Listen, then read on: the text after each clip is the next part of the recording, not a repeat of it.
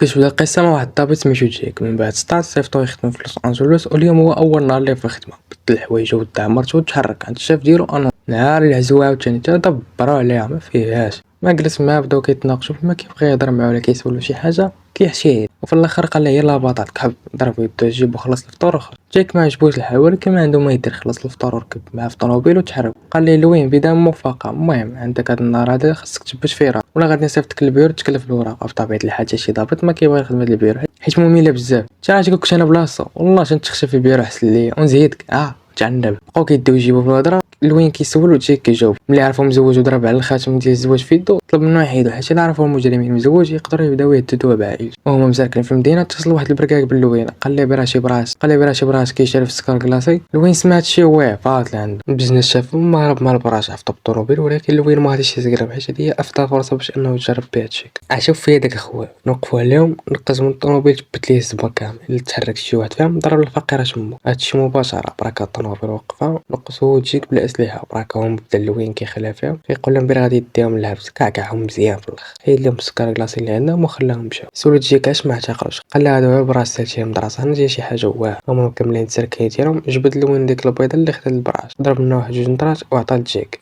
جيك رفض وانا بدا كيضغط عليه وكيحاول يخليه يتكيف صحا. وصلت بيه كاع ينزلوا في الطريق وكان غادي يصيفطو بحالو كما تكيفش. شفتي قال لك التكييف وترى بنادم كاموناس مع دمو خفيف وعمر التكييف 3 النطرات الاولين صيفطو يشوف الحمار كيضرب.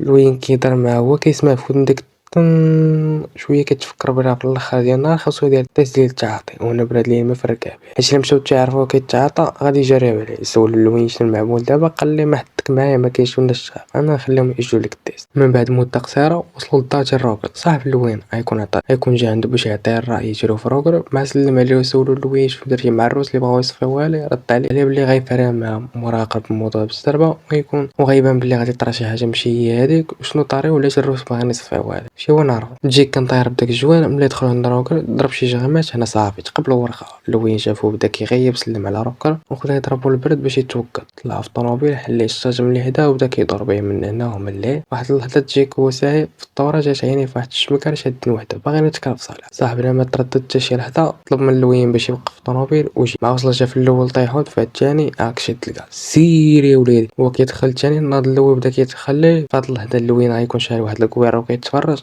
شد هذاك اللي تحته وبدا كيبعز ليه في وجهه مزيان. ناض لهداك اللي من الصباح هو كيضربو كاع داك العصا اللي عطا رجعوا ليه بالتريب. ملي صافي مابقاوش قادرين يوقفوا ضرب لهم المينوط وهاد جا الونسو بدا كيهد البنت وكيقول لها برا كلشي غيدوز بخير ولكن اللي ما تبغاش تسكت انا نوريكم ما عرفتوني شكون ولاد عمي هما اللي حاكمين منطقه هيلسايد غادي نقول لهم يصفيو عليكم كاملين. انت عرفتي شنو ما كرهتش نطرش انا في هاد اللحظه او دي سكتينا في طحشينا واخا يكونوا هادو ولاد عمك هما اللي كيصايبوا السم الحار. سولها الونسو واش بغيت دير شكايه قالت ليه لا مورا شكرات جيك حيت هو اللي عاونها وتحرك. ملي بغات دير شكايه بهذوك الشماكريه شدهم لوين وكعكعهم مزيان مورا حيد ليهم الفلوس اللي عندهم وخلاهم يمشيو بحالهم. حتى هذه هي الخدمه ولا فلا خليني من تيتوس انا ما كاين العاق. جيك ما عجبوش مره هادشي اللي دار عيا ما يهضر معاه بيرادو خصهم يديهم للحبس حيت خطر على المجتمع ولكن هو هرب. قال لها داير شماكريه حنتي شي حاجه كبيره. جيك هادي الطوموبيل معصب لقى بسطام ديال ديك البنت طايح في الارض ضرب غير رجعوا لها ولكن ديك الساعه مشات ضربوا جيبو وتحرك. الطريق لوين ضرب على جاك ساخط وبدا كيوري داكشي اللي دار وقال ليه بير المدينه عامره بحال هاد النماذج ولا جينا نعتقلوا كاع اللي لقينا ما غادي فين يسالي النهار حتى الحباسات كاملين غادي يكونوا عامرين. داكشي علاش حنا كنشدوا الرئيس الكبار وكنخليهم يصفيو بعضيا. ونزيد كرك سمعتيها قالت لهم غادي نجيب لهم ولاد عمه قلت له واخا يكونوا ولاد علياد. ومن مورا الهضره مباشره قصدو واحد البلاصه كيتباع فيها السكر كلاصي. طلب لوين من جيك باش يمشي عند واحد البزنس سميتو بولو باش يطيحو ولكن بولو عاق بهم بوليس هو يهرب. بقى هو هرب ولوين وجيك تابعينهم تخطوا والديهم معوق في كرسي متحرك وكيطيح. على شويه كان غادي يثبت لهم ولكن في الاخر قدروا يشدوه في واحد الماء. جيك فلا كامل وما لقى عنده والو لا تدخل لوين قال لي حيد هاد النوع هذا انا اللي كنعرف السيلو خشى ليه فمو ويبدا تقير غرامات ديال السيما بحال شي بياس. وبهذيك الكميه اللي لقاو عنده تقدر تصيفطو شي 10 سنين ديال الحبس ولكن لوين النويطه ديالو ديما هي هنا خاصنا شي حاجه كبيره. قال لي عطيني السميه ديال هذاك الشخص اللي خدام معاك ونخليك تمشي. بولو في الاول رفض ولكن ملي شاف لوين غادي يلصق ليه السلاح قال لي بلي غادي نزيدو لك مع داك السكر كلاسي غادي نصيفطك مؤبد. خونا عطاه السميه ديال هذاك الشخص اللي خدام معاه اللي غادي تكون سميتو ساندمان. ملي خداو السميه اللي بغاو خلاو بولو مشى بحالو وفتحركوا يقلبوا على ساندمان. لوين فضل كاع المعارف اللي عنده في كاع العصابه فضلات شي ما كملش ساعه وصل للعنوان ديال ساندمان. وديك الساعه من الدخله ديال الحومه كتشم ريحه الموت غامه معلم فيما كاين شي عزيم مقدر تولي السلام يتشري فيك عايش هنايا وبالخصوص بحالهم بحال دوك العزا اللي كاينين في جي تي صافي كملاش المهم سولت جيك اللوين كيفاش غادي يفتشوا الطاجي ساندمان بلا اذن، جبد ليه الورقه ديال الضوء، قال لي هذه قاعه ديال الغرض، دق الباب جاوباتو مرتو قالت لي ما كايناش، رد عليها اللوين بين عندهم اذن بالتفتيش وإلا ما حلتش الباب وغادي يرسل. المراه سمعت اذن بالتفتيش حلات عليهم بغات تشوف الورقه، ولكن اللوين تلفها بالهضره. موراها خلات جيك واقف عليها وهي ولد خوها ودخل يقلب الدار. بدا اللوين كيقلب من هنا وكيقلب من هنا، قلب الدار كامله حتى لواحد اللحظه شافو جيك كيخبي شي حاجه في حوايجو، من موراها مباشره خرج ما لقى والو، اعتذر المراه حتى هي كنيمه. قعد لي يقلب شي الدار، واش انا بغيت نشوف التفتيش. قال لها لوين مرحبا، عطاه الورقه ديال الضو وخرج كيضحك. بلاتي واش هادي بعدا مرا ولا راجل؟ حيد ما فيها والو. صاحبنا عند بالو فلت ويلا غادي يطلع للطوموبيل. خرجت المراه كتقول ويك عباد الله شفار هذوك وجه الشرع ماشي بوليس، رجعوا لي فلوسي. مع هذوك وجه الشرع في الدرب خاصهم معامل سمعوا شفار بداو كيشبكوا في اللوين في التير. دعوه ترونات القرطاس عام شتي يا وليدي قال الصحات فكيليمو هما كيتيريو واللوين كيرد عليهم. تجيك في هاد الوقيته غادي يكون مخبي وكيغوت. اشنو درتي مسخوط الوالدين؟ واش بغيتي تيتم ليا بلتي؟ وانت ديما مسخوط الوالدين وانت راه غادي نموتوا. ديما تجيك الطوموبيل تيرا اللوين في هذوك وجه الشرع وخلاهم يتخباو وركب جيك هو وياه وهرب معلم. في الطريق بدا جيك كينقر عليه كيسول له سرق شي المرا فلوسها. اللوين هي ما يصبروا في الاخر امر وقف الطوموبيل ونزل. قال له اسمع هذاك البروش عندك وحده من الجوج، يا اما تبعني في القرارات ديالي وانت ملبدا هذيك الساعات ما غادي يسالي العام تكون انت من اوائل الضباط، واما ترجع تخدم في البيرو تتعيا وتقاعد. بقى جيك كيفكر شويه مورا ركب معاه في الطوموبيل. بعد ديك الساعات تحرك لواحد الحي حاكمين العصابات وهما داخلين. حضر لوين جيك انه يجي لهنا بوحده حيت الناس هنا ما عندهمش مع البوليس وإلا غفلوا غادي يصفيو عليه. سول جيك ايوا علاش انت ما كياديكش؟ رد عليه اللوين انا عارف كيفاش نتحكم فيهم كلاب هما. هو قاصد الدار ديال صاحبته القديمه اللي سميتها ساره. كاع السكان ديال الحي كيشوفوا فيه ديك الشوفات ديال الغدر بينما ما كيحملوش اللوين وكيتسناو غير فرصه فوقاش يصفيو عليه. رحبات بهم ساره وعطات لجيك يقصيو هي واللوين مشاو يقضيو غرض.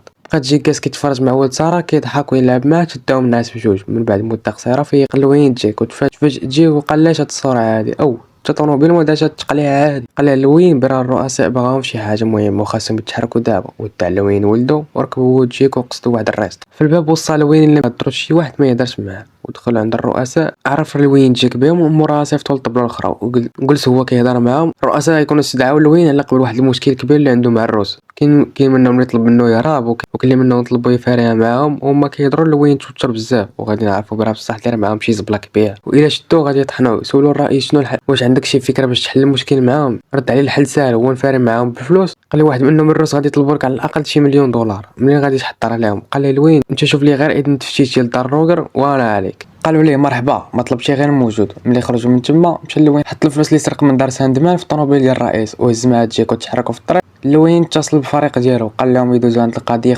بالاذن ديال التفتيش ويلحقوا عليه. وسط هاد الروينه هادي كامله جيك داخل ما بقى فاهم والو. سول اللوين شنو قال ليه دوك الفلوس اللي خدينا من دار ساندمان عطيناهم رشوه لواحد القاضي باش يخرج لنا اذن التفتيش ديال الدار. تفوق انا كاع ما سولش. تلاقاو مع الفريق ديال اللوين في واحد السطح تما تلاقاو وخداو من عندهم الاذن وشدوا الطريق لدار روغر. مع وصلوا لتما جبدوا الاسلحه ديالهم ورسوا الباب ودخلوا على روغر. جيك ما فهم والو. جيك ملي عرف بان الدار اللي اقتحموا ديال روغر تصدم. يا كتصبح زينه زوره قلتي لي بلا صح. سول روغر اللوين قال لاش كدير انت هنا؟ قال لي اللوين وصلت الاخبار بان مخبي فلوس غير قانونيه في دارك وجينا ناخذ. موراها دخلوا للكوزينه حيدوا الخشب وبداو حفريه ما حفريه حتى وصلوا لواحد الصندوق جبدوه حيدوه وفتحوه. تما تجيك غادي تصدم بالصندوق عامر بالفلوس كانت فيه تقريبا شي $4,000,000. وتجيك فرحناش اول نهار اللي غادي يحجز $4,000,000 ولكن الصدمه الكبيره ملي شاف اللوين وصحابو كيقسموا الفلوس بيناتهم. هنا غادي يعرف جيك بان اللوين شرطي فاسد وكيستغل السلطه ديالو والمصالح ديالو الشخصيه. حاولوا يقنعوا جيك حتى هو باش ياخذ الباي ديالو ولكن والو رفض. قال له اللوين صافي انا ناخذ بلاصتك. سول جيك وروغر شنو غادي نديروا معاه؟ شنو غادي نقول لهم في التحقيق؟ غادي نقول لهم برا خدينا ليه الفلوس. قال لي اللوين انت كتقصد برا روغر كيحاول يقاومنا وقتلو. ملي قتلو جبد الفردي وتيرا في واحد من الرجال ديالو باش يبان في المحضر بحال روغر قاوم بداو كيتبادل معاهم التير. جيك كان مصدوم بالسرقه ديال الفلوس وملي شاف اللوين صفى لروغر بكل بروده. اللوين بدا كيملي عليهم شنو يقولوا في المحضر. زاد تصدم كثر بدا كيغوت ويقول لهم هادشي اللي كديروا فيه ماشي قانوني وهما كيهددوه بلا الا فتحهم غادي يصفيو عليه حتى هو. وفي هذا الوقت وصل للتام ديك الساعه جمعوا الكورودور بحال حتى شي حاجه ما وقعش. خلوا الضباط اللي جاو يتكلفوا بالبحث يكملوا وهما تحركوا من تما. وفي الطريق بدا اللوين كيمهد وكيبرر لجيك الافعال ديالو. قال لي بلا روغر كان بزنس كيبيسم للشباب وبلي شحال هادي هو تابعو ووعدو الا كان شخص مخلص ليه ما غاديش يسالي العام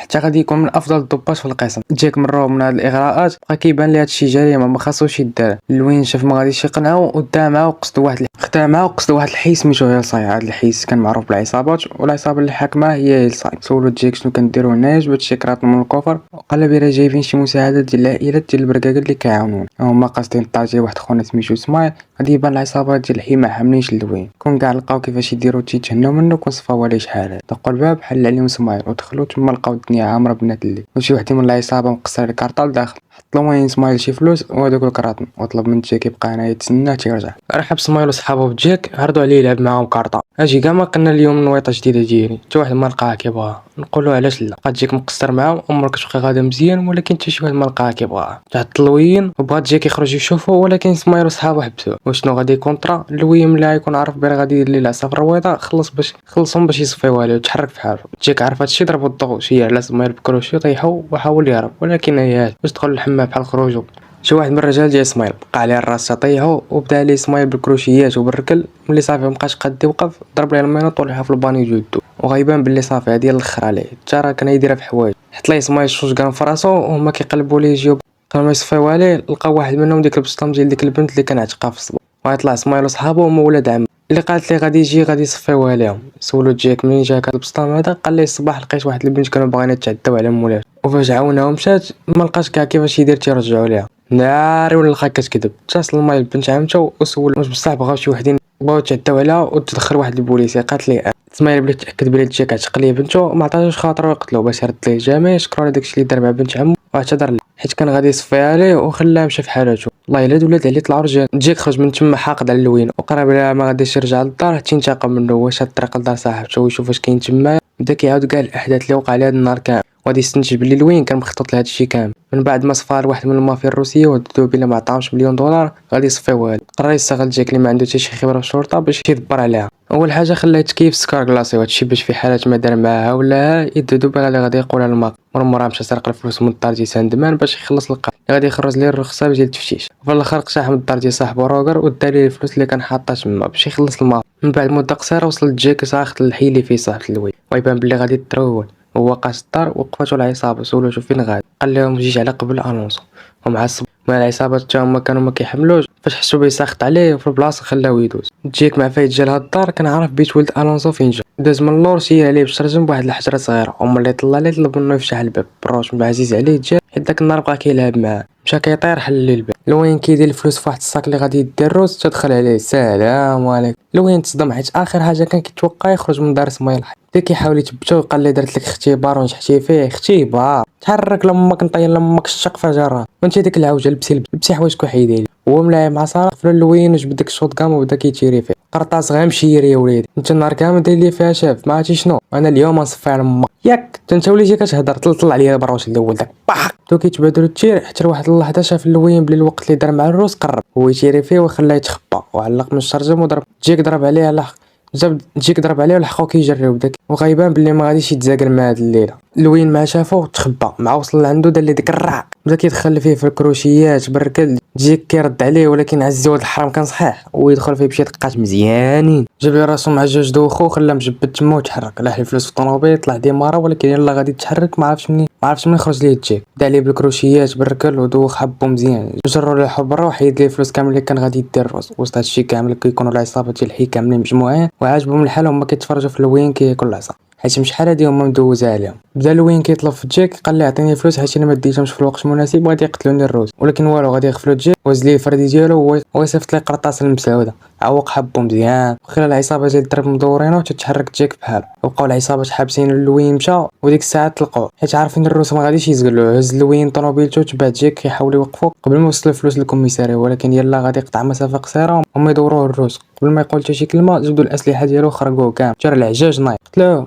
ما كاين ما ولكن ما جبتيش الفلوس في الوقت المناسب اللي اتفقنا عليه اش غادي تقول؟ ما عندك ما تقول. كانت هذه القصه ديالنا. ما تنساوش ديروا واحد لايك وكومونتير. ما تنساوش تقولوا لي شنو غادي نحسن في المحتوى ديالي ابار الصوت حيت غادي نحسنوا في اقرب وقت. ما تنساوش تقولوا لي الفيلم اللي بغيتو نخصو لكم. كان معكم ياسين تهلاو.